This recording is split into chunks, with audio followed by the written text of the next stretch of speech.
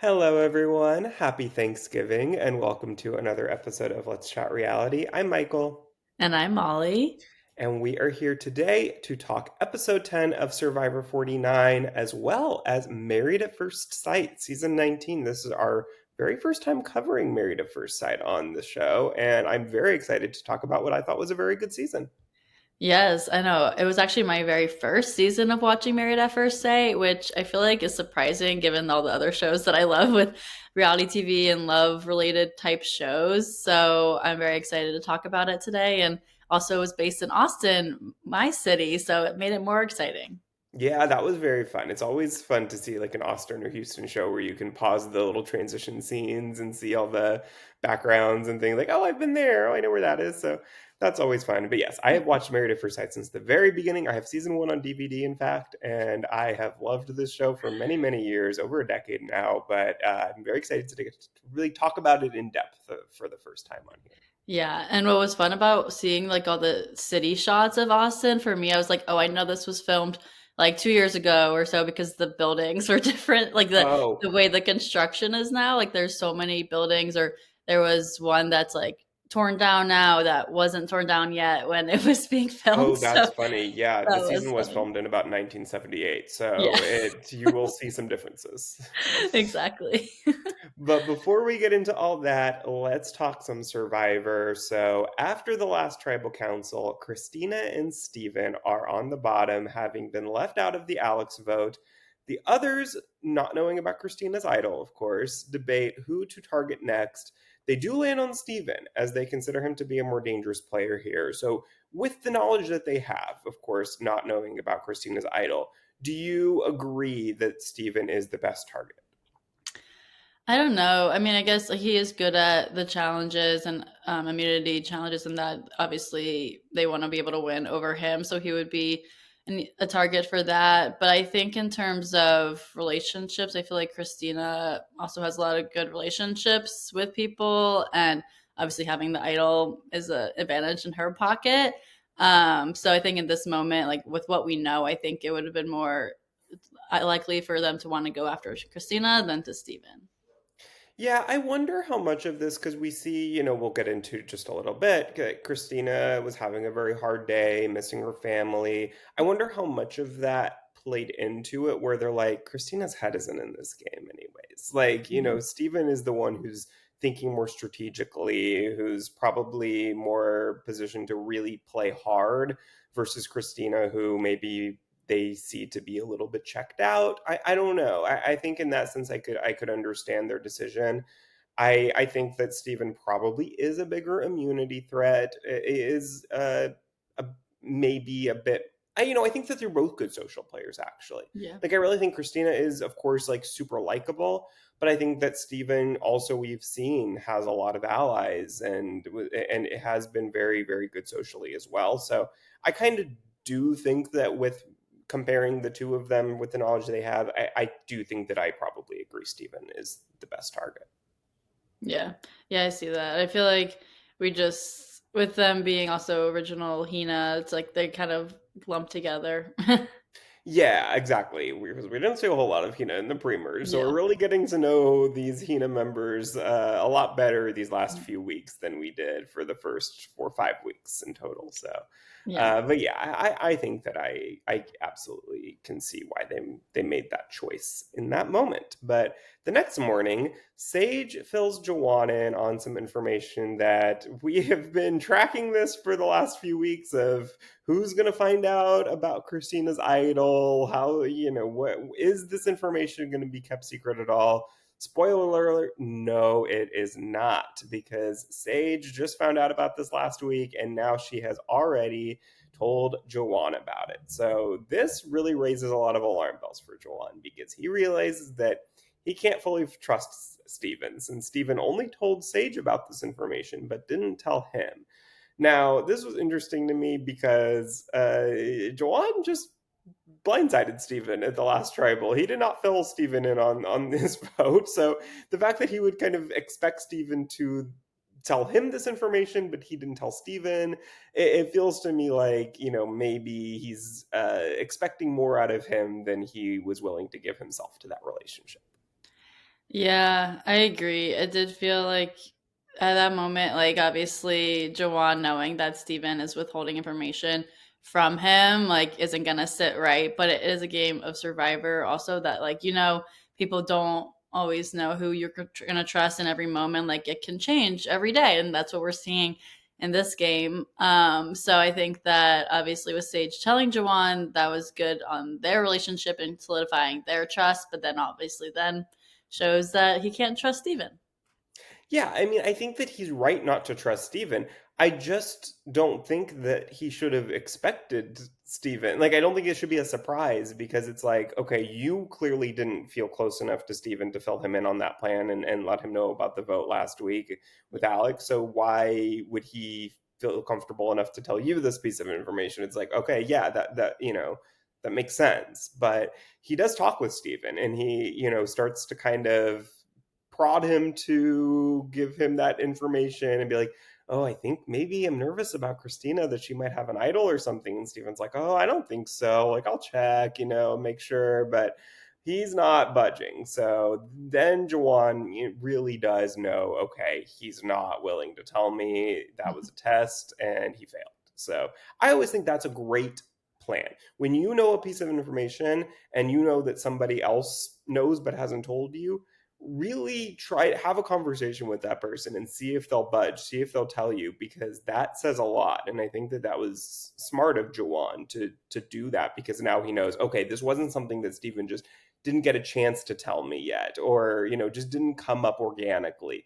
This is a flat out, no, I do not want you to know this information. Yeah. Oh, for sure. That moment was funny with Jawan, just like obviously knowing the information and not hearing it back from Steven. And then now, obviously, they're not going to work together moving forward. It made it clear from that standpoint of just having that more solidified there of not trusting each other, especially with what you're saying about the previous vote, not him not informing Steven about it either. So I think that also just shows that they're not really working together, even if it kind of portrays that they wanted to. Yeah. Well, I mentioned it a little earlier, but Christina is having a hard day today, and she's missing her family, specifically her mom, who passed away 3 years ago. And very sad, but I do love these human moments in the show. And I think that it really does make you connect with these people a lot more, especially these these players who we didn't get to know a lot in the pre-merge because we were seeing so much Kelly that we really are getting to know some of these people, like I said, for the first time these last 3, 4, 5 weeks.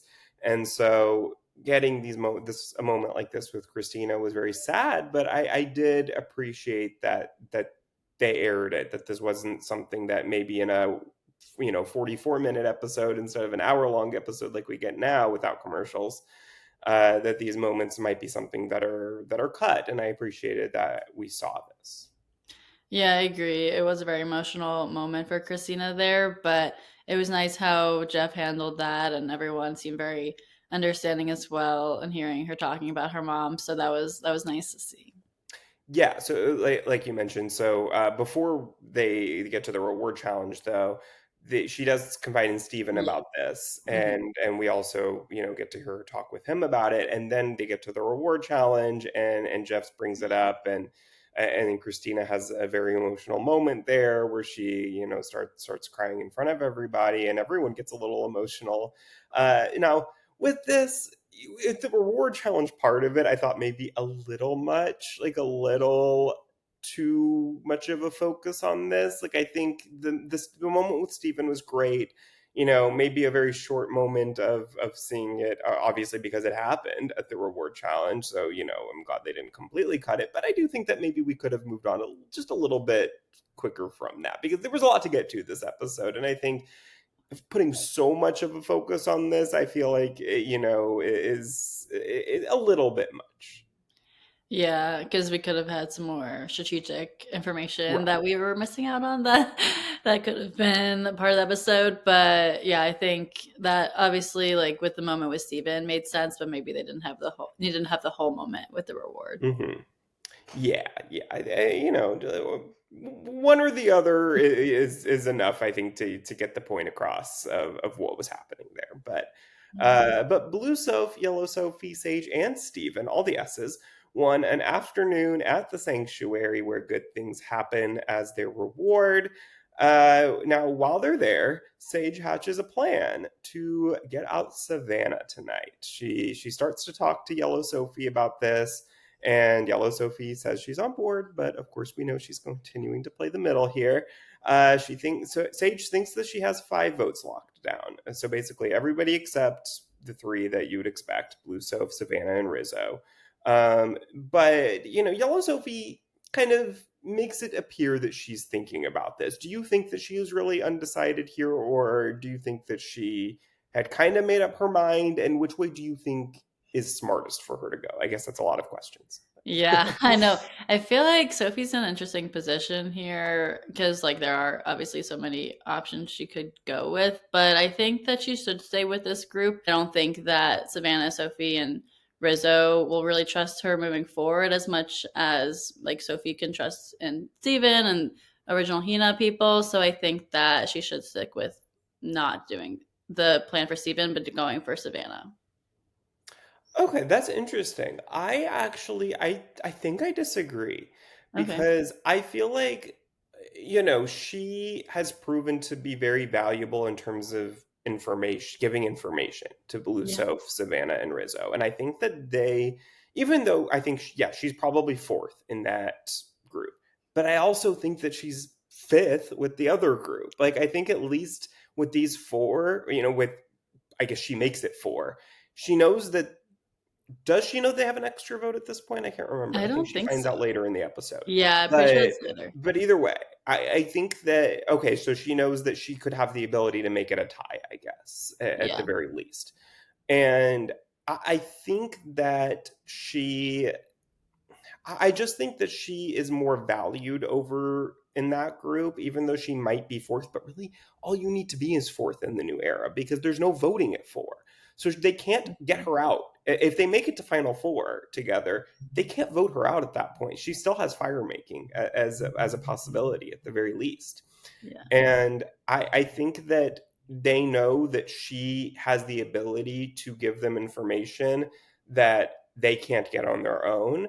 And I don't know that the other side values her in that same way because I don't think they Mhm. see her as being as tied to that group as she is. Whereas I think that the Savannah Rizzo Soph group know that Yellow Sophie's getting that information that she can then send to them that is important so they know where to vote. Yeah. No, that does make a lot of sense. I think I was just getting confused in my head because there's so many S's and groups and people. But I think yeah, with that plan, like obviously, like her knowing that she could be four in that group, like that makes sense. But I don't know. There's always people moving around and people trying to backstab each other. So it's like maybe Sophie could build up that trust again with her original Hina people, but I don't know if they'll ever see her the same way. Yeah, I mean, you're right. Like it's such a fast-paced game, New Era Survivor, that it's like everything's constantly changing. It's like something can seem like a brilliant move in the moment. I mean, look at how we thought just a few weeks ago that Alex was in such a better position than Blue Soph when Nate went home. He was in Yeah. the majority of that vote, and we were like, well, I guess Blue Soph chose wrong, with the team that she chose to go with, and Alex put himself in the majority. And now look at it. Alex is out. Blue Soph is still here and in a very powerful position. So it's you just never know. And I always think back to I think it was Survivor Cambodia, Second Chances, where instead of alliances, they talked about voting blocks that season, where it's like this isn't an alliance. This isn't something that's going to last the whole season. It's just we need to get the numbers for this specific vote because we all have a common interest this week. Next week, we might not have a common interest and we'll all work with different people.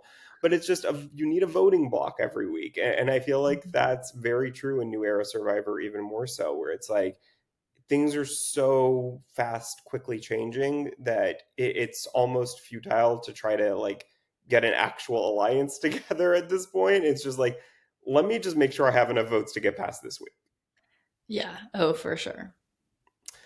Well, then we get to the immunity challenge, but before we do, Jeff gives the players an offer of enough rice that they can last the rest of the time they are there in exchange for three people sitting out of this challenge. Now, this is something that we've seen many times before in the new era, and nobody this time agreed to sit out.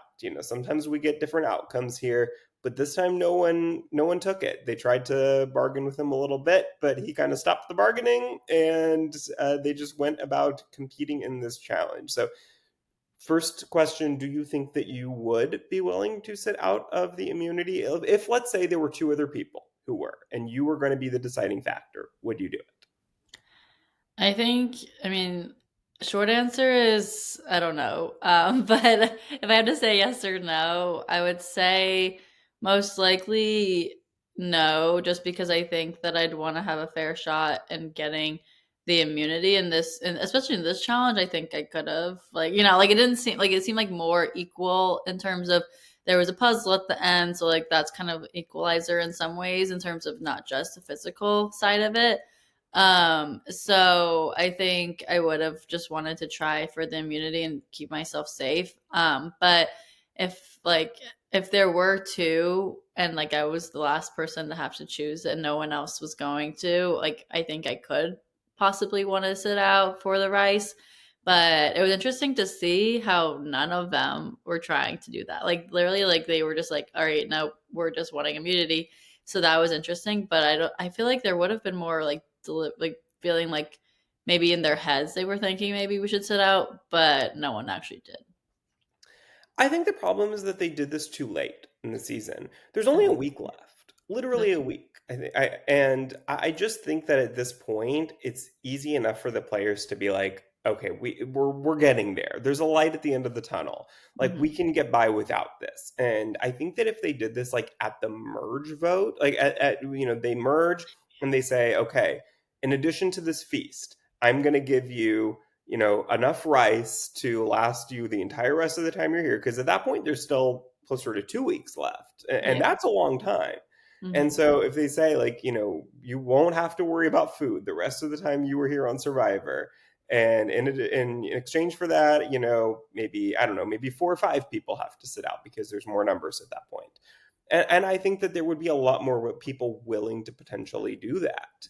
And I can't remember. I think it was earlier though in Survivor 47 where they all gave up their shots in the dark in exchange for that. And they wanted that rice at that point, and they weren't necessarily willing to sit out, so they made a deal with Jeff for that. But I think that here they just weren't that incentivized to give up too much to be willing to do that because it's like there's not that much time left, really. Yeah, that's for sure. Because it really isn't that much time comparatively. So they're just like, nope, we don't care anymore.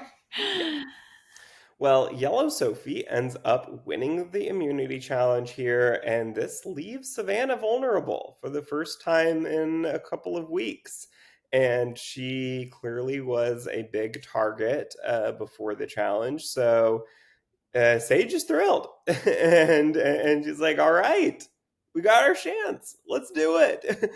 But Yellow Sophie warns Savannah that Sage and Joanna are flipping on them. So this takes a turn now because now they're able to use Yellow Sophie as their advantage in giving them Mhm. this information, and she feels that she needs Savannah in the game, Yellow Sophie, as a shield for her, and proves her loyalty to Rizzo and Savannah by telling them also about Christina's idol, which Sage had told her about earlier in the day. So this again, Yellow Sophie is giving all the information. She's picked a side here, and she's giving them all the information so that they know they can trust her. That she's not playing both sides. She is firmly with them, and I think this was a really smart move. Yeah, I agree. I think with this, like obviously, with now Sophie also having the immunity, she knows she's safe and and can actually like I feel like in that position, like you have more abilities to kind of like flip in a way, not flip, but like give more information, and you won't be seen as much of like, oh, you we should go after her now because now she's helping us. Yeah, I just think that she is doing a really, really good job of playing both sides just enough to where they both trust her to give the information, but she has picked a side. Like she is very firmly right now team Rizzo and Savannah and Soph. And so she doesn't feel to them like she's playing in the middle. So they firmly trust her. And look, she won immunity this week. It's not like this was potentially going to turn on her for playing in the middle, but this week, but I think it is smart. It's like, okay, this is the week. This is the last week that I really need to play the middle because then we're going to be at 7 and one side is going to firmly have the numbers. So it's like she just needs to be able to, get past this week enough to where she can have make sure that her side has all the information so that they make the right move and don't mess up to where someone else, someone on their side is vulnerable, gets all the votes and is out. So I think she's done a very good job of making sure that doesn't happen. Yes, for sure. Well, Christina, without knowing all this is happening, decides that she is going to use her idol on Steven. And because they think that Steven is the one who they're going to go for, which was the original plan. They were correct in that. And that she's going to put one vote on Rizzo just in case Rizzo uses his idol for Savannah and then he's vulnerable. And that one vote with the rest going on Steven, if Savannah's also then safe with an idol, Rizzo's the one with the one vote, and that's enough to get him out. So, look, with the information that she has, I think that this is smart. I know that people online were saying that this maybe wasn't the right move because it's Steven wouldn't have the numbers, like, or no, sorry, not Steven. That if they were to put all the numbers on Savannah and one vote on Rizzo, if the other side just all got together and put all their votes on Christina, for example, then Christina would have more votes than Savannah, and so then she would have gone home. And if they would all put them on Savannah and none on Rizzo, it would at least be a tie. So she basically negated the possibility that they could tie it in the event that her suspicions were wrong and Rizzo doesn't use his idol in Savannah. Yeah, no, all this stuff about this idol is all confusing. Not confusing, but it's like It there's is, so many possibilities with yeah. what can happen in this scenario if if Christina and Rizzo decide to play their idols and if they're playing them on other people, it just adds to it. So, I mean, it's not wrong for her to think of all these possibilities, but just not likely that it's going to go in her way.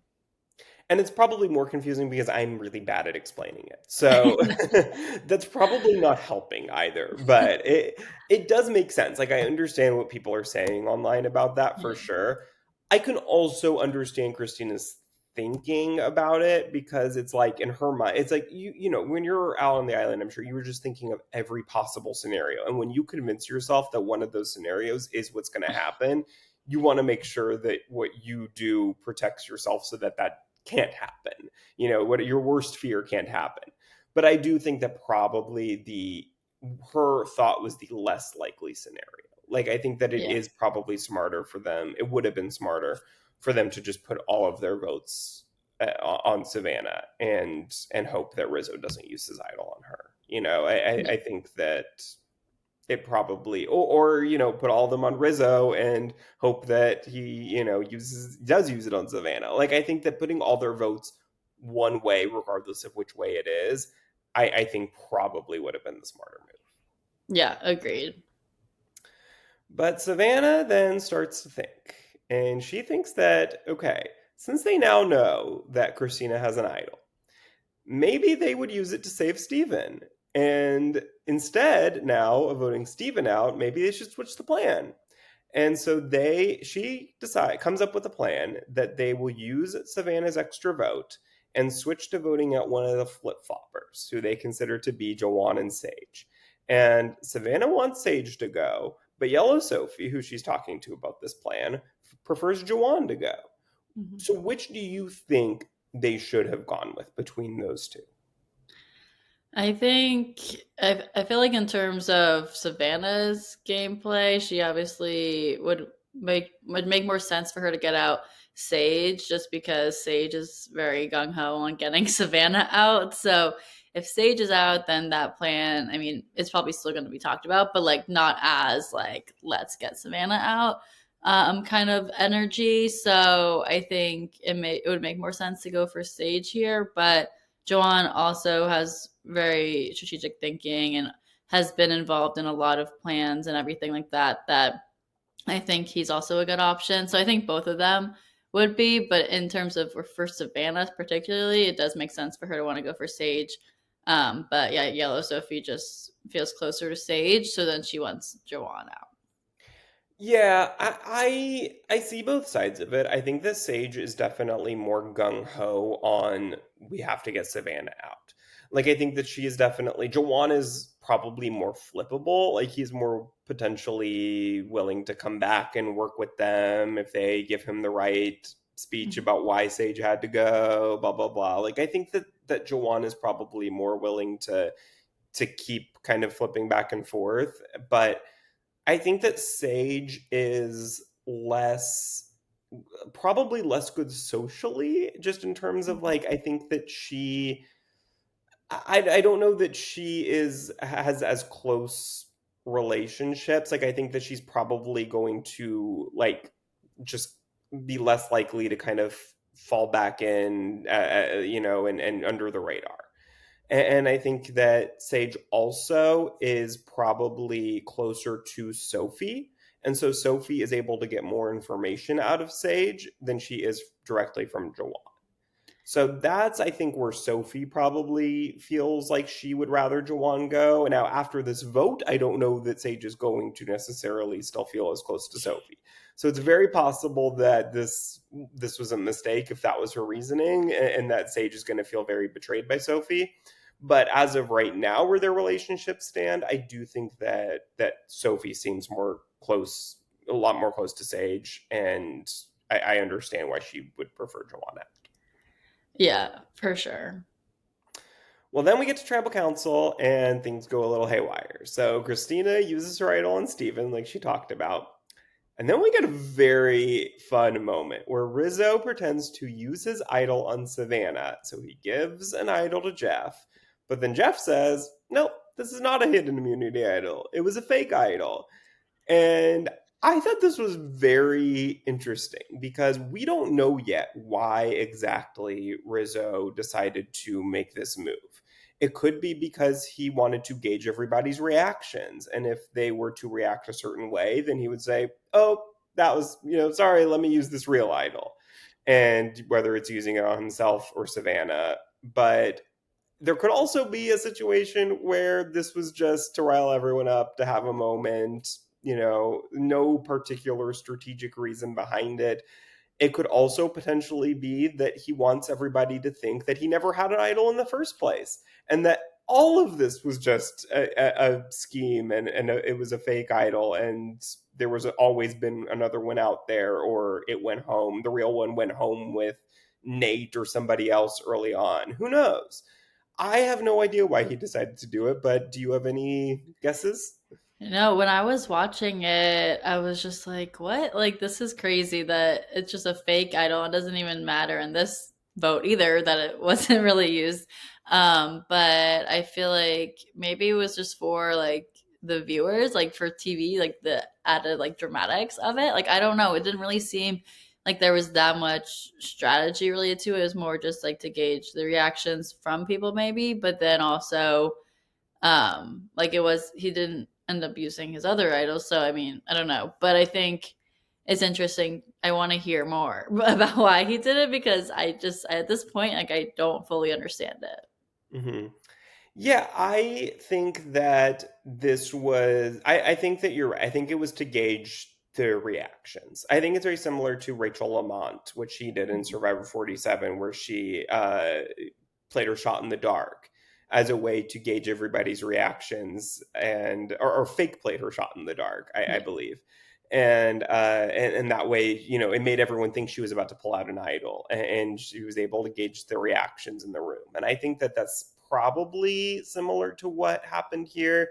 I just think that is the it makes the most sense because I think it's going to be really hard to convince everybody that you never had a real idol. I don't know, because Sage was there when he got the Beware advantage, so he Yeah. can't fully pretend like he never had the beware advantage, and now maybe he could say, like I mentioned, that it, Nate had the idol and it went home with him, or that I don't know, that somehow he never found the idol at all. He got the beware advantage but never found the idol.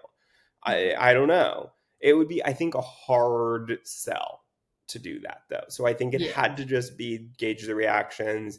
He didn't see anything too concerning, felt it was safe to not use it.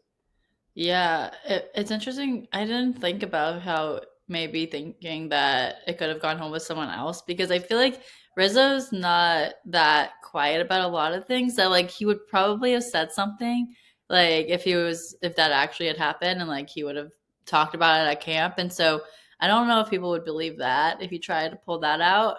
But yeah, it's interesting. I feel like everyone does know it's real at this point, but maybe because they're all sleep deprived or food like they're not nourished enough that maybe they could think that at this point in the game, but at least as viewers I think it's pretty obvious that they should know. Yeah, the only person who 100% could have actually, like, factually known because he saw it with his own two eyes that Rizzo had a real idol was Jawan. But Jawan went home. And so Sage knew that he had the beware advantage, but Sage, that next episode, they swapped. And so Sage was on a different tribe once Rizzo actually found the idol. Yeah. So she was not there physically when that happened.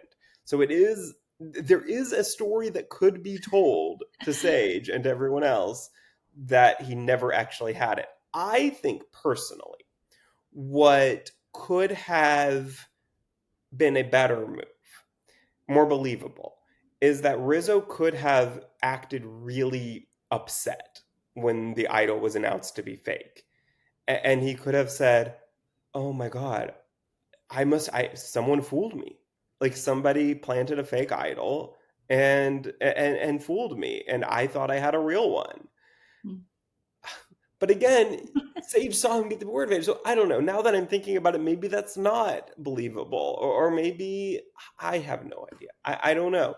I will. Just I'm for sure we will find TV it out like basically. first thing in the episode. I'm sure we will get a flashback. He will explain everything. I I guess I'm going back now to I think that it has to be that he was just gauging their reactions. Yeah, for sure. I don't think there's I just don't see how people could think it's fake at this point. I think it's a hard sell. Yeah, I think it's a really hard sell. So I don't think that he's I don't think that's the plan. The more I think about it, the more I talk it through, I think that's too hard to sell that with the amount of knowledge that the other people have on the island. I don't think he can sell that. So I think that it has to be just gauging the reactions, and I still think that's a very smart move. Yeah. No, I think so too. I think this definitely it was interesting to see it happening and then like to be seeing that it was fake was like, okay, well, this is interesting here. But I think that long term, like or not long, there's not that much left in the game. But I think that with what's left in the game, like he still has his real idol with him. So obviously like he's doing well in terms of keeping it safe and Mhm. not being used. So we'll see how it goes for him next week.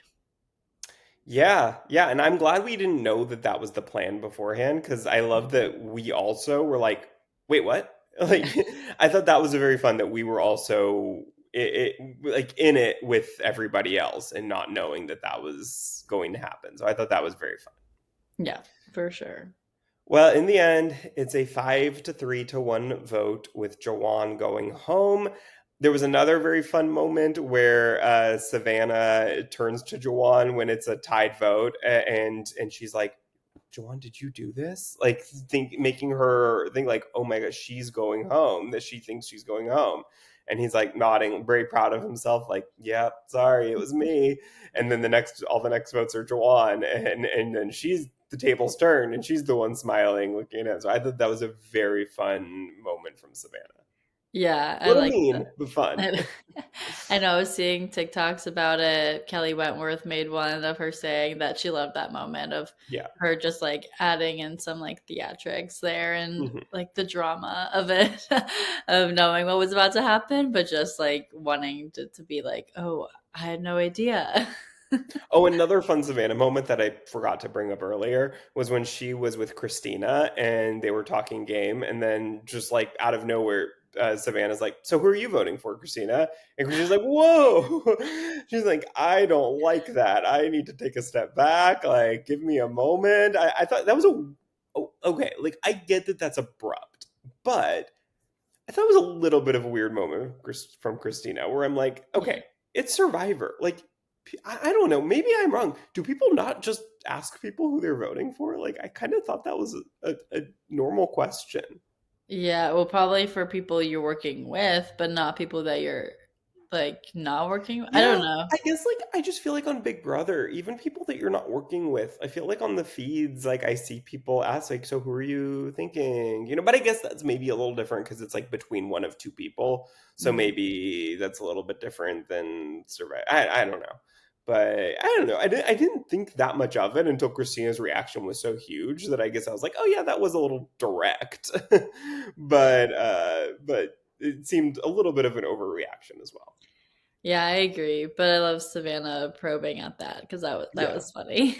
Yeah. I feel like we are, uh, and I won't spoil, I feel like we are very much starting to now understand why the people who were picked for Survivor 50 from this cast were picked.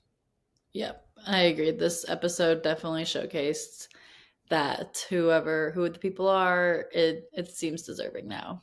Yes. All right. Well, unless you have anything else, Molly, I think that's it for Survivor 49 this week. Yeah. So let's start to get into some Married at First Sight. Yes, let's do it. So, as I mentioned, this was my first time watching Married at First Sight, and I loved it. I felt like it includes all the things I want to see in reality TV. And I feel like overall, like obviously you have more experience in watching all the seasons, but I liked that they were all just like an hour episode, and it seemed pretty fast paced, which was nice that it wasn't dragged on too long. And what I'd heard was like that previous seasons had too much of like the before the weddings, before like in the seasons previous. So like in this one, like you get the weddings like right away, which I liked. And then from there, you get to the honeymoons and then the living together and then decision day and all of that. So I like the overall organization of it. Yeah, I thought this was a great season. It definitely was very different in a lot of ways than the Lifetime era, where, like you said, there was a lot more before the weddings. They would go on bachelor and bachelorette parties. They would have a whole scene of telling their parents and their family, like, "I'm getting married at first sight," and then the parents were like, "Oh my God, why would you do that?" Like, it's the same every single year. Like, very fun the first maybe 2 or 3 seasons that they did that, but then it was like, okay, this is season 18 of the show. We're still doing this, getting the exact same reactions from the family, the same, like everything. So I love that they cut all that out. Let's just get to the point, get to the weddings. That's what everyone wants to see. It's like how on Love is Blind, like we still get so many episodes in the pods. And I think that, this past season was a lot better because they shortened that just a bit from what it had been the year or two before that. And so I love that here they kind of did the same thing. Let's just cut all the fluff. And later on too, there used to be a lot more, meetings with the experts and just like, get-togethers with all the couples and all this stuff. Like that are fun, but it was just like it was a lot very repetitive, a lot of like it felt like you were getting like every day of their journey, and it's like not every day was exciting. So we hit the high points now, and I love that. And I think like yes, maybe I'm not quite as invested or attached to the couples as maybe you are when you watch them week by week for 5 months, but I think it was fine. It was plenty. I think it was great, a lot better than it was before. Yeah, no, I can see that. And I feel like when they're just talking to each other and there's not really like drama there. Like those parts can get boring. So I'm glad that they cut out a lot of that fluff of it all, and kept it more to the drama, which we want to see. Yeah, and it doesn't hurt that I think that these were great couples too. Like I think that each of the couples I felt like had a chance to work. It wasn't like, last season for example, there was this one couple that immediately like at the weddings you could tell this is never going to work. Like they just don't like each other, they're not into each other. And then one of those members of that couple had an affair with one of the members of the one of the other couples. So, there was plenty of drama that came out of that, but it was like you very well knew that like both of those couples really like were never going to work. And so with this, it felt like this season, all of these couples I felt like had a pretty good foundation at least, where I'm like, okay, yes, they're going through things. Probably they're not going to end up working out in the end, but like at least there's a chance. At least I understood why they were each coupled up together and Yeah. felt like this could work. Yeah, I agree. I mean, there were obviously ups and downs throughout each of their relationships, but it did seem like at the end of the day that like they wanted to all work through it, which was good to see that. So speaking of those couples, shall we get into each of these and talk about just their journeys throughout and then their updates from the reunion? Let's do it. All right. Well, let's start with Jalen and Josh. So they were the first couple we got to see get married, and I liked them together initially. Like I felt like they had very strong chemistry in the beginning, and throughout, like they seemed to be like pretty strong in the beginning parts of it, especially in their honeymoon. Like didn't seem like they even had any hiccups during that, which was good. But obviously, as we get deeper into the relationship, they were having issues because Josh really wasn't totally being truthful with Jalen about how he still followed his ex on social media. And she had asked him if he did, and he said yes. And that wasn't great for Jalen to hear. And also the Burning Man of it all. But before we get into that, what were your thoughts on them as a couple? Yeah, I for most of the season was like, there's no way this couple doesn't work out. Like they just seemed so perfect for each other, like from the start until I think the entire first two drops of episodes, which are like 8 episodes total. It was like they barely had a fight. Like Mm-hmm. they were so in sync, so perfect. I was like, they have to still be married today. Like there's no way they're not. And then, of course, in the last batch of episodes, I believe it was, maybe it was the second batch, I can't remember anymore. But they started to have some disagreements about Burning Man and his need to have that community of the festivals, and that she wasn't into that. And so there were some signs like, okay, maybe there would be some hostility there for him missing out on what he wants to be doing in life. That there was maybe, or not hostility, sorry, resentment is what I meant to say. There was going to be some resentment, from him, that she is making him not go to those types of events as often as he wants to. And so I started to feel like, okay, maybe this isn't quite as perfect of a match as I thought. But I will say, for most of the season, I still, even going into decision day, I fully thought they're absolutely staying together. Yeah, no, the Burning Man conversations were so crazy because I was like, it's a festival. Like, how many days are they apart? Like, it's like not that crazy for Yeah, him to want to go and for her not to want to go. right. So it seemed like Josh was just putting like such a big emphasis on it that like didn't really need to be there for that. But then it made me think, okay, like it's probably just because of the TV show. Like they're just gonna talk about this and then they'll be fine. So like knowing that that wasn't really the case, like I mean, we also as we get to the reunion, like talk we hear that Jalen did or we see Jalen did go to Burning Man. So that was also like okay, so like this wasn't that crazy to like bring up the whole season having this as the big fight, but they because they did stay together on decision day, but now are no longer together.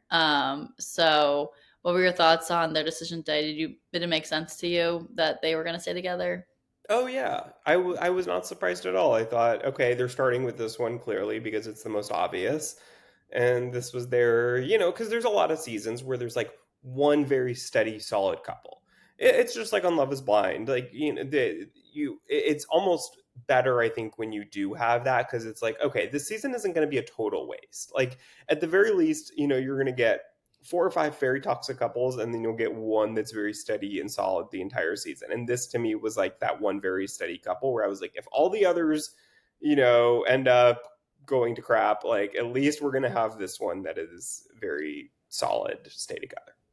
Yeah, well, I was getting nervous that maybe Jalen was gonna say no just because of all the conversations of her crying and like talking to Josh about how like all this stuff with how like with Burning Man, but then other stuff. I feel like he wasn't really wanting to be part of her communities and all of that. That it made it seem like they had too many differences in those ways that I wasn't so sure. Like I thought that they would say yes and stay together, but I didn't know 100% because we were seeing so many conversations that weren't as good as obviously than they were earlier in the season.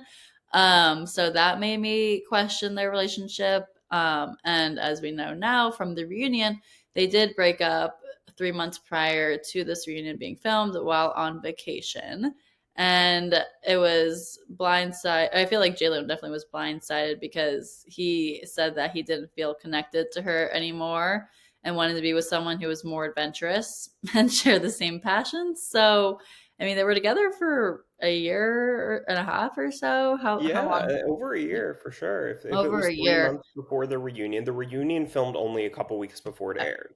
So Okay. this is very like this was this month it filmed. Okay. So if they were broke up 3 months ago, then they were together certainly well over a year. Yeah, so I feel bad for Jalen with that because I mean she did go to Burning Man with him. So what is not adventurous about her? She jumped out of an airplane with him. Like that's crazy. It was just crazy to me because multiple times during the season she was like, are you going to resent me? Like, are you going to want to wish you were with somebody who loved these things as much as you do? And he just kept telling her, no, I only want to be with you.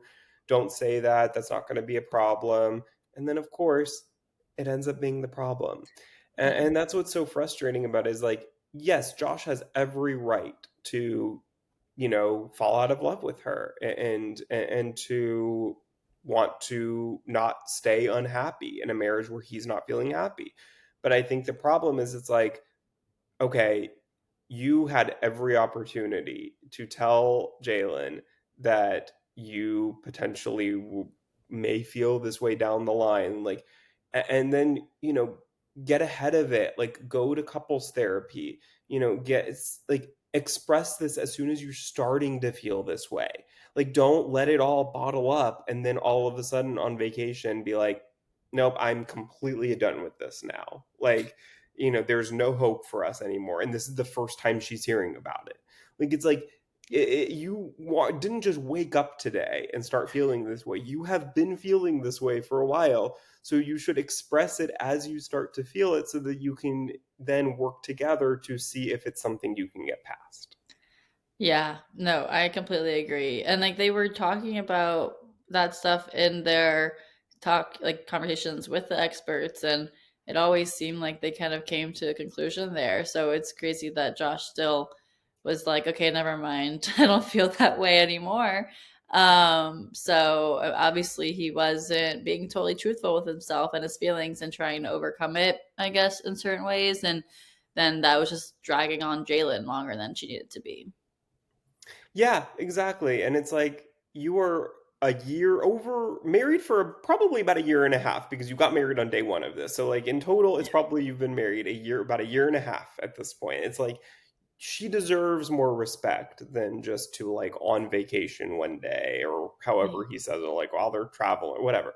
Like she deserves more than just you one day just giving up on the relationship and moving on. It's like, at least give it a fair chance and try to make it work. See what she can do. But it sounds like is really nothing she can do. She's not going to suddenly become a different person and start loving and being super passionate about Burning Man, but you knew that from day one. So it's like that's what's frustrating. It's like nothing changed. You just started to care more about it than you did at the start, and you stopped lying to yourself, Yeah. basically. Yeah, I know. But at least they know now before their kids involved. Exactly, true. So that's a positive outcome of that. Yeah. But we also got an update that Josh has gone on a couple dates since their breakup, and it was sent videos to Jalen that they were, or not from him, but Jalen was seeing videos of him with someone else that her friends told her not to tell her about it, but obviously they did show her. So I feel like that's obviously not great to see, especially right off a breakup from or a divorce from your ex-husband. But it did seem like they don't really have any like hatred towards each other. Like it seemed like everyone pretty much on this cast isn't like I will never ever speak to you again kind of thing. Like they all have pretty well wishes towards each other, which was nice to see. But yeah, so Josh is out there. Yeah, no, I mean, this was so interesting to me where he's like, "Oh no, that's not lying to you. That's just not telling you what's happening or something like that." I think that I can understand the thought process of being like, I don't want to upset her. This isn't going to make her feel any positive ways. This isn't going to help her in any way to see this. So I understand him wanting to, I guess, like maybe feel like he's protecting her. But I think telling her friends not to say something, I don't know, there's something a little bit like you think that they're going to have more loyalty to you than to her. Like yeah, they're going to, if she wants to know, if she says something like, you know I want to know if you see something with him. I don't know. I guess it just kind of maybe depends on, like, maybe she doesn't want to know.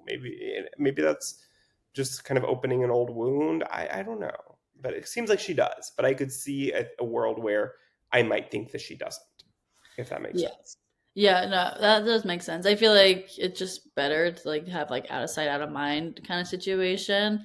But obviously they were in the same show and they're gonna be at the reunion. Like things are gonna come up that like it's not gonna be totally hidden from her regardless. They're also now public people and people will share things publicly that you can easily find online about their whereabouts for everyone on the cast. So I think with that, like it's fine. I get it's fine if he said don't tell her, like tell her friends to not tell her, but like that's not gonna actually happen. Like she's gonna know. Right. I don't think there is a world probably where this picture is out there and she doesn't somehow end Yeah. up seeing it. So I think it's probably best to come from your friends, come out as soon as it's seen, and to just kind of get out of the way versus later on she stumbles upon it and doesn't have anyone to like talk about it with. Like it's better to come from somebody who then you can see it. You're with other people. Maybe this is a hard moment, but you have your friends to support as a support system while you're seeing this for the first time. Yeah, for sure. Well, now I want to go to Jalen's cycling class in Austin and see her in real life. Yeah. I'll have to see when I can go to Report one. back if you Yeah. do. I will. But let's get into our next couple, Belinda and Chad. And Belinda is Jalen's mom. So this was our first time seeing a mother daughter duo, both getting married at first sight. So, what were your thoughts on that? I thought it was really, really fun. I thought that was a very fun plot twist at the end of the first episode where we found out that information for the first time. And I loved it because I think that it brought a very unique, interesting dynamic because we see these couples interact all together, get together, throughout the season. And I thought it's a very fun dynamic to have the two of them who obviously really care a lot about each other and are invested in who the other one is with and what's going on in their relationships, and it's somebody that you can lean on that understands what you're going through and knows you in a way that nobody else could. And it's like to have that connection of not only you are a mother daughter, like everything about each other, but then also to now be able to have this such a unique experience that so few people in the world have gone through, and that you can both lean on each other and understand completely as you're going through it. Like, that's invaluable. So I thought that was a very cool for both of them, and I thought it was a very fun dynamic for the show. Yeah, I agree. I like seeing it, and it was fun to have, like, obviously, like, their conversations. They could FaceTime each other and like talk more, like, throughout the show when they were dealing with different, obviously, like, fights or just things that are happening with the show. And as we hear more about with Chad's issues with production and like all of that, like, Belinda can lean on Jalen, and like she can get like the truth of like what's actually happening on their side, and it's not just like a he said she said. Like, they can talk to the source of it, like they're related, so so they can talk about that kind of stuff. But it was nice to see, and that they obviously were going through similar stuff together, so I like seeing it as well.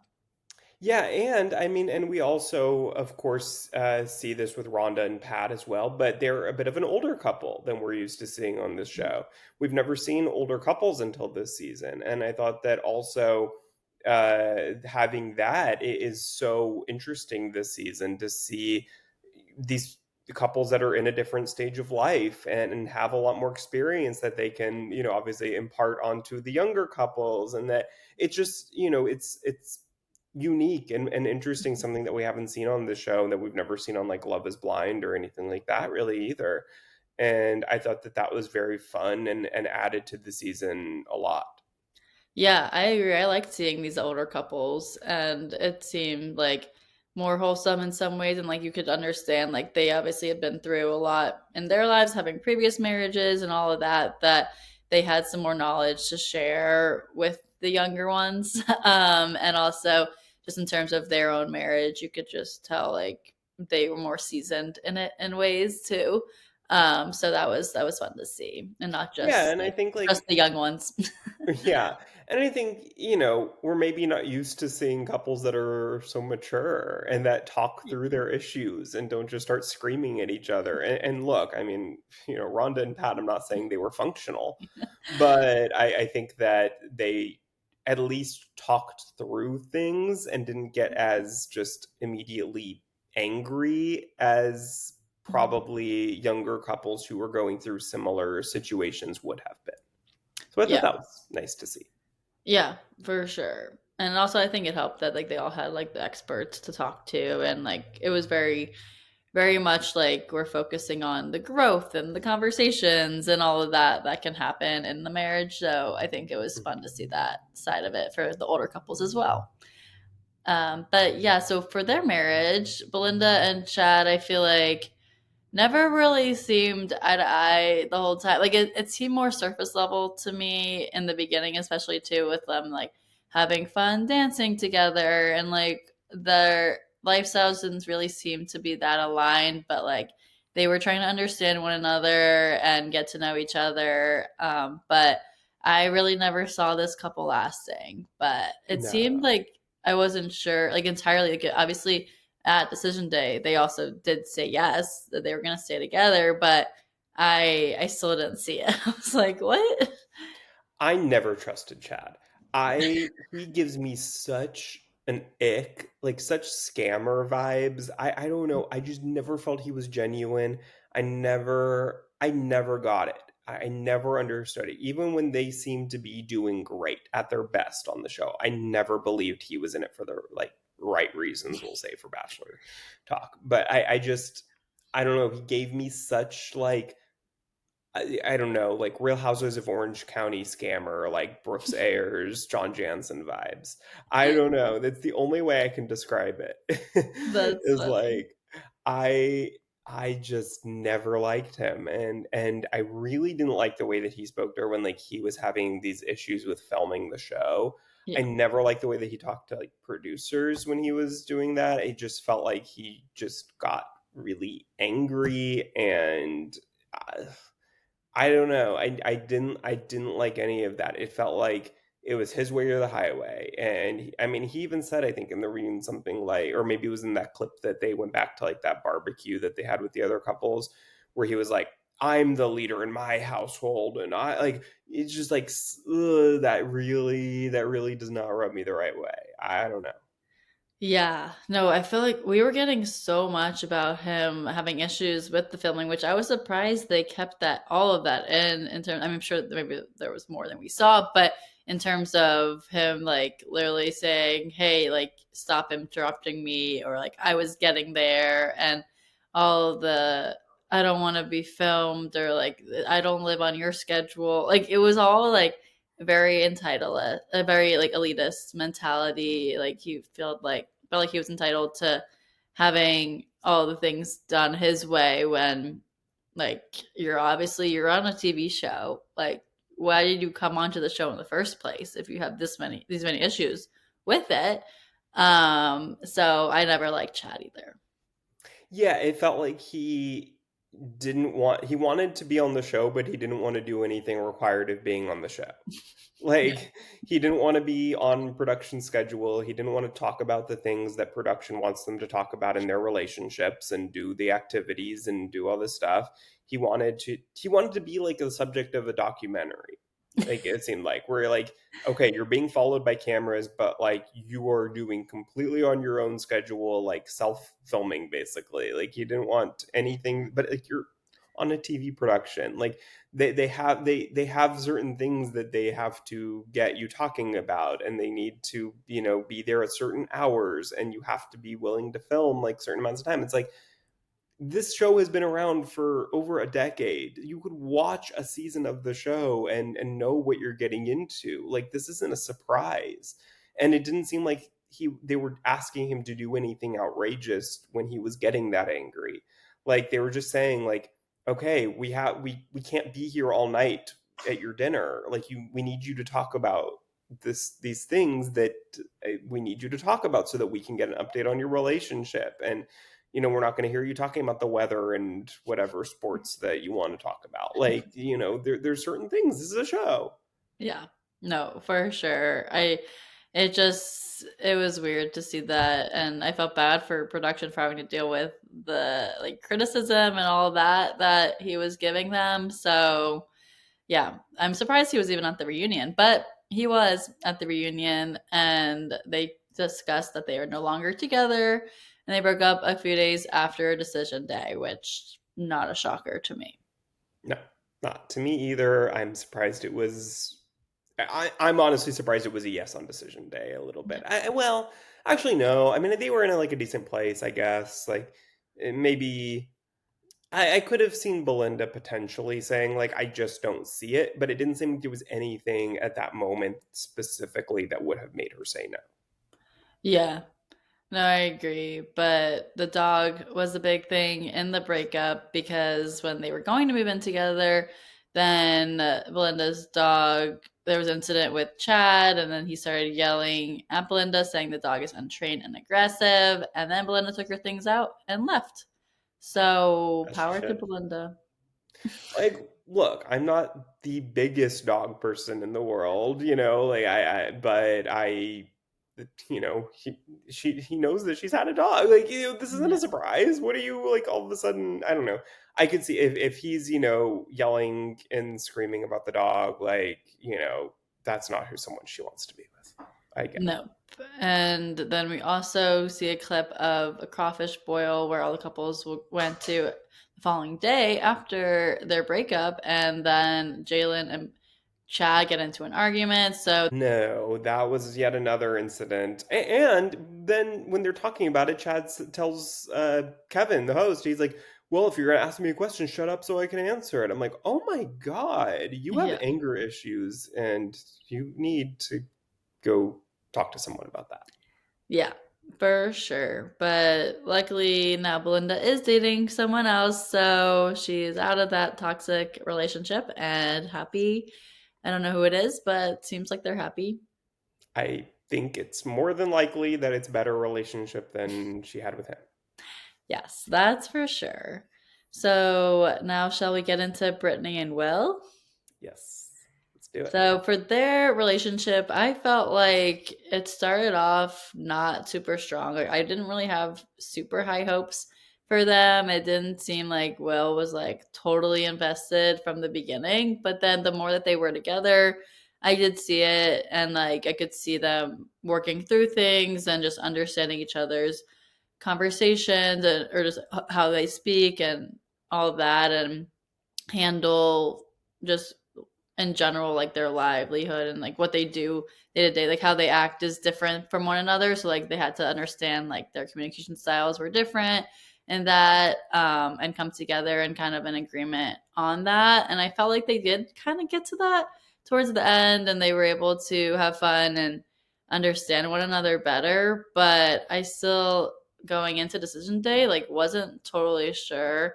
I mean, obviously we knew that Will said he was gonna say no, but at that moment I was like, maybe they're gonna like fake it out and like it's gonna just say he's gonna say no, but then he actually says yes. So that was interesting that we like did see that happening. But I was surprised if Will was that into not into saying yes to her, like he wanted to say no, then and then changed his mind. Like I did not see it lasting much longer past that, which we get that later in the reunion that happened, that they did break up. But what were your thoughts on them as a couple? Yeah, I mean, I think anytime you like have to convince somebody to say yes on decision day, probably a pretty good bet that you're not maybe in a good place to actually be continuing to stay Right. married. Like, there's probably a reason why one of you is like going into it thinking it should be a no. But so I did not have high hopes for them after that. But yeah, I mean, overall throughout the season, it seemed like they just never could quite communicate right. Like it seemed like she was really wanting more emotion out of him, more con- communication, more just more support from him. And I think that he felt like he almost couldn't do anything right, I guess, by her, that he wasn't that he couldn't give her what she needed, maybe. I don't know. I think that he was just very kind of closed off at first, and maybe that was a filming thing. Maybe that was just nerves and not feeling like a connection to her.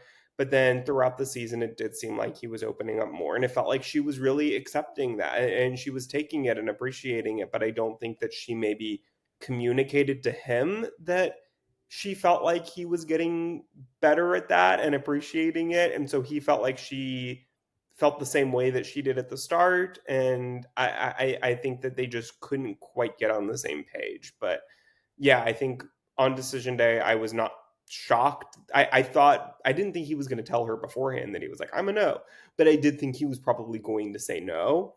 And then I was actually very surprised when she was able to convince him to say yes, and I figured this probably isn't going to still be together at the reunion. Yeah, I know the conversations they were having. I was like, wait, like, is he gonna say yes now? But I didn't think he should have, but he obviously did in the moment. Like, he was convinced by Brittany that they should still work together or work on things and stay married and try to make it work. But then in the reunion, we hear they're no longer together and they had broken up just a few days after decision day. So that's not surprising. And then we did see also a clip from the crawfish boil where Will explained that the last straw was Brittany saying that during an argument, she said that maybe I'm not the person for you. And then that was enough for him to want a divorce. So I think they just were never going to see eye to eye and have very different communication styles, and better off to not be together. Yeah, I mean, if that's the real reason why he was like that was the last straw, I that seems a little silly because I Yeah. think you say things when you're in arguments with your loved one. Like I think everybody said something that they really didn't mean just because they're like trying to be hurtful or like in that moment because they're upset, or you just you're not really thinking before you're speaking, you're just kind of like saying things that come to your head. Yeah. And I think that was one of those moments for her that like if you had asked her 20 minutes later she probably would have said like oh, I didn't really mean that, I'm sorry. But it may be something that she didn't even remember she said, like it's I think that for him to like hold that over her head is a little silly, but I honestly probably don't think it's the real reason why. I think that it's like it's a multitude of things, and that was just kind of the easiest thing to say of like, okay, this was the last straw. Yeah, yeah. I don't think that was really the last straw. He just wanted to say that for the reunion. But then also we did hear about how Brittany had tried to reach out to Will a couple of times, but rude things were being said, and that Will had blocked her number. And then later she wrote him a letter and dropped it off at his apartment, but he never read it. Yeah, that was interesting. I didn't necessarily expect that she would still for so long be trying to get him back. And I thought that was interesting also that somebody at the building had said, yeah, we've seen her multiple times, but then we also learned that Jalen also lives at the same complex, so she was really just seeing Jalen instead. But I have seen a picture of the two of them together, a like recent picture, I guess maybe like after the reunion or something, and it seems like maybe they're trying to be friends Mhm. now. So that seems like a good thing that maybe this reunion brought them back in contact, and maybe they were able to have whatever conversations they needed to have to at least like not get back together but be on a good page, and that they can, be cordial moving forward. And if they run into each other, it won't be incredibly awkward. I think that's good for everyone involved, since I'm sure they share a lot of the same friends being in this circle of people on the show. So, I think that if anything came out of it, that's a good thing. Yeah, I agree. It's nice to see that they don't have any ill wishes on each other at this point, so that's always nice. But next up, let's get into Rhonda and Pat. So here's our other older couple of the bunch, and I thought they were really fun and entertaining to watch. I didn't really think that they were gonna last, but I liked Rhonda and just how she's able to really clearly communicate how she's feeling, and having maybe too much so, but talking about how she needs more from Pat and Pat's not listening to her. And the whole season, we get that like nonstop conversation. Like, I feel like that's all they talked about was how Rhonda didn't feel like she was being heard. And she got really emotional talking about it. Also, with like seeing at the dinner they had with a friend. And I feel like just all along, like they weren't really meant to be together, but they were just trying to stick it out and like understand each other, and each other's needs. But what did you think about them as a whole? I'm kind of obsessed with Rhonda. Like, put Rhonda on the Traders immediately. I think she would be so entertaining on there. Yeah. I would not want to be in a relationship with Rhonda. I think that she is very how do I word this? I think that she's just like she's very blunt. She's Hmm. very like, in the moment, if she feels like you're doing something, saying something, like she will bring it up right then and there. Like she's not going to hold it in and get have resentment and have it build up. Like she's going to say it right in the moment, like, "Oh no, you just did it right there. You're talking about yourself again. You're changing the subject." Like, yeah, I appreciate that. I just think sometimes it's like, okay, he's heard the same thing over and over and over and over again. He knows you feel this way. Now, allow him to, it's not going to be perfect. Allow him to try to get better at it and grow. And, I think that she's just going to bring it up every single time, and then he feels like, okay, well then, I can't do anything right at this point. So I did feel for him a lot of this, but I appreciated and understand her as well, her point, because I think he did do that. Like he did bring it all around to himself quite a bit. Like we did see that. I'm not saying that he didn't do that, but I think that she was maybe a little bit hard on him, like most of the time we saw. Yeah, I think I agree with that as well. And then going into the decision day, even there, she's really blunt with him because at while they're sitting next to each other on the couch, he has his legs crossed and hands in his lap, and she's like, "Well, based on your body language, it looks like you're gonna say no." And he's like, "Well, yeah." And No, but then that would be in the Traitor's Castle. Like, I think you're a traitor. You crossed your legs. I know that was very good. I mean, I could tell too, just as a viewer, you could be like, Hmm. yeah, he's Yeah. really not into her. And also another person who's getting convinced on decision day, which I mean, I feel like in this conversation, like Rhonda was just wanting to like work on things, and Pat was more just like, I'm done with working on things. But she was able to convince him, and they do leave together. But as we hear from the reunion, that they are no longer together. They were married for 9 months though, so they did make it a period of time.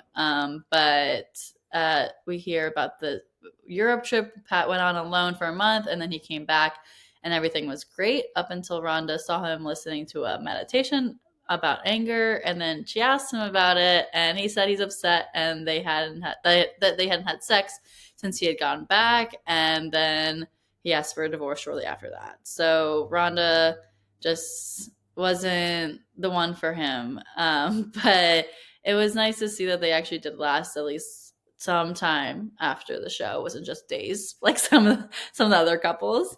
But it I seemed couldn't like they believe just that. weren't I totally was shocked that they stayed together for as long as they did. That was absolutely shocking to me. That I was like, there is no, they are going to be one of those couple like the other two that broke up like days after. The fact that they were together for 9 months is insane after this because they couldn't. It felt like they couldn't stand each other. no. But maybe, I mean, well, hearing Verona saying like, oh, she just wanted to give it a shot like outside of the cameras, and like she wanted to try and see if it would be different or whatever. And so I think maybe outside of like the pressures of like all the conversations they had to have and Hmm. places they were going and all of that. And also Rhonda had a very emotional experience having her stepdad pass away while she was filming. Hmm. So I think maybe she just needed to be like in a better headspace for her own self too, and like maybe that helped them in terms of their relationship. But I don't know. And I also wonder if maybe some of Pat talking about himself was him feeling like, I need to talk about myself for the show. Like, I need the audience to know who I am and hear these. I want the audience to hear these stories about me. So I wonder if maybe some of that was that, and that maybe when they're not filming and he doesn't have that pressure, that he's more willing to let things be more about her. Yeah. And Rhonda also said that she thought she could have given Pat a little more grace with their breakup and everything with that. And that also that he thought that he was making more of an effort and she wasn't as much. So I think, I don't know, just in terms of their relationship, it's good that they, they got a divorce now, but at least that they know it was not meant to be. Yeah, for sure. So another couple, unfortunately, we have another breakup, but Megan and Derek, they seem to be in the beginning, like honestly, like I wasn't so sure. Like it seemed like Megan was having some like, or just not totally invested in some ways, or just they were always arguing, and they were able to work together and get to a place where they weren't arguing as much. And also, a big thing that happened to them throughout the season was that they did get pregnant. So having kids was a big issue for both of them. Derek wanted three. Megan wasn't so sure because they're already 38 while this was filming. So being 38 as a woman and getting pregnant is sometimes more complicated. So I think that her getting pregnant was actually a good thing for them in the show, with them like having that knowledge and knowing that they could plan a family, have family together, and all of that. So they did say yes on decision day. But what were your thoughts on them as a couple overall? Yeah, I mean, they started off shaky for sure, and having those arguments. Like I remember at the end of the first batch of episodes, they were the couple that was in the worst place, Yeah. and then very quickly they did start to get better and communicate better as a couple and be more on the same page. And you saw them have a lot of fun together, especially after they found out that they were pregnant. And so then by the time that they got to decision day, I was like, okay, I think they're maybe the strongest couple right now. Like it was kind of wild how we all at the first 4 episodes dropped and we're like, oh my god, these two. And then by the decision day, it was like, yeah, of course they're going to stay together. So yeah, I really, when they were having fun, I really liked their dynamic.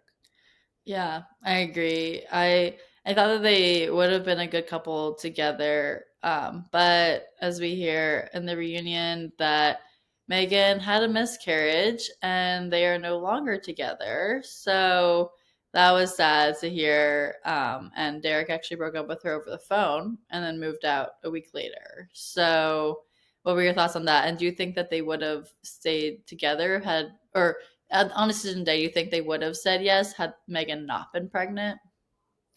Yeah, I mean, it's so hard to know because I think so much would have been different. Like, I think a lot of them kind of moving past their previous issues Hmm. was based on the fact that they did get pregnant, and then so much of their issues were baby related, and so it was like, okay, well, now we don't have a choice. Like, now, we're in this together, and that brought them together, they had now so much more of a purpose to stay together and to make this work than they did before. And so then it seemed like they very quickly just kind of got over all that and were having so much fun together and in such a good place, and they're pulling pranks on all the other couples and everything, and they seem to be so good.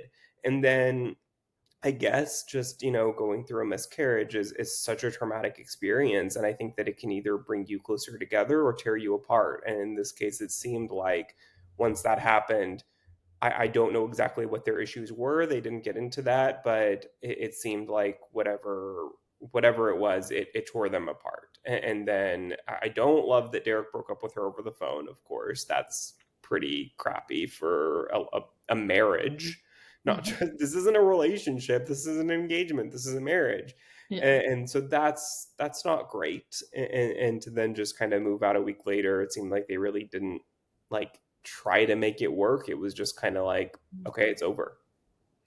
Yeah, no, it did seem kind of abrupt with that ending. But I think that was for the best, obviously, now, like looking back on it. And also with Derek also saying that he didn't think that they were happy and that said that the relationship would not have worked regardless of them having a baby or not. So I think that there were issues they were just trying to not think about when they had gotten pregnant, just to like try to get through it to then have a family together. But then having that miscarriage then really put it into perspective that they weren't meant to be together. Mhm. And also it's good to see now that they moved on. Derek has now had a girlfriend for 7 months, and Megan is also out there dating. But I hope that they both have the families they want, just not with each other. Yeah, I mean, clearly this was not meant to be. I agree. I think that he could have handled it a lot better from what it sounds like, especially given the extent of their relationship and everything they had gone through and she had gone through, of course. But if they're not meant to be, I guess it's better to, get it over with quicker and move on than to try to make it work when you know deep down it's never going to work. Yeah, for sure. And they were fun. I liked them as a couple though, because I love, as you're saying, the pranks and everything. Yeah. So hopefully they still keep up with the pranks, just with their other relationships. But yeah, so I think that wraps us up for talking about all these couples. Any Unless you have anything else to add about anyone we No, might I have just thought missed. it was crazy that we had 5 yeses on decision day and then 5 breakups after that by the reunion. That was wild. That was a roller coaster to watch, like all back to back in a span of 2 hours, to just see all these yeses, all these happy endings, and then all of a sudden, oh no, all everything you just saw was fake. Like everything you just saw, forget that. And yeah, it was a wild viewing experience. Oh, for But sure. great season.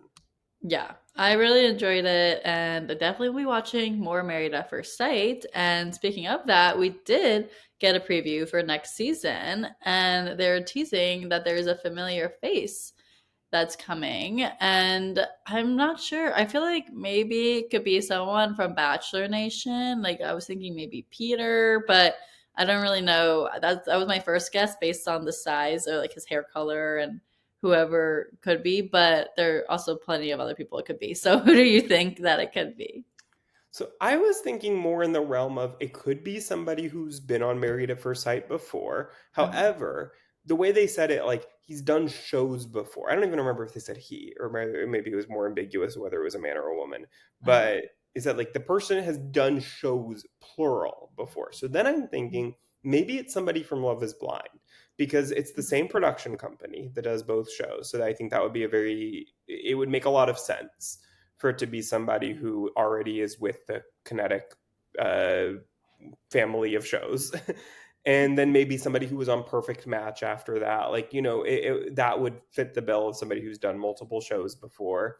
So, it could be somebody from like an earlier season of Love is Blind, somebody like a Micah or, somebody in that realm who was on kind of like a while ago and, has done multiple shows, but their Netflix contract has expired by this point, type of thing.